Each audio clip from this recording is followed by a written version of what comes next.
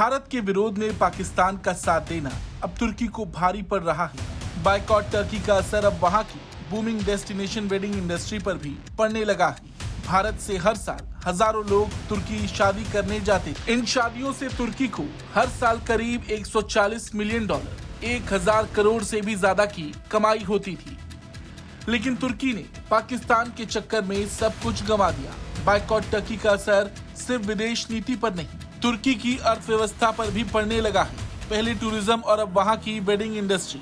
भारत के लोग अब तुर्की जाने से पीछे हट रहे हैं। बीते कुछ सालों में तुर्की के शहर जैसे इस्तांबुल और बोदरूम भारतीयों के बीच काफी फेमस हो गई थी। महलों जैसी लोकेशन, समंदर किनारे पार्टी और आलीशान होटल, सब कुछ कम कीमत में मिल जाता था। 2024 में तुर्की में 50 बड़ी भारतीय शादियां हुई थी, जिनमें हर एक शादी का खर्च करीब 3 मिलियन डॉलर लगभग 25 करोड़ रुपए था।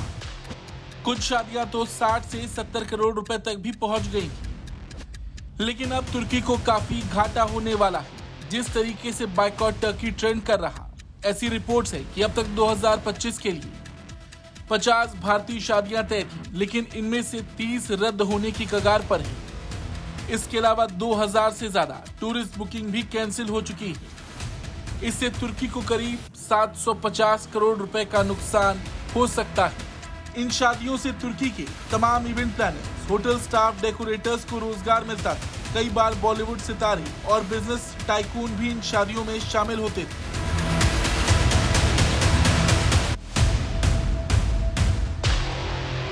इस तरह के इवेंट से तुर्की को इंटरनेशनल पहचान मिलती थी और उनका टूरिज्म सेक्टर बूस्ट करता था। लेकिन अब उसे तगड़ा फटका लगने वाला है, क्योंकि अब भारतीय परिवार तुर्की की जगह इटली, दुबई और भारत के ही उदयपुर, जयपुर, गोवा जैसे शहरों को पसंद कर रहे हैं।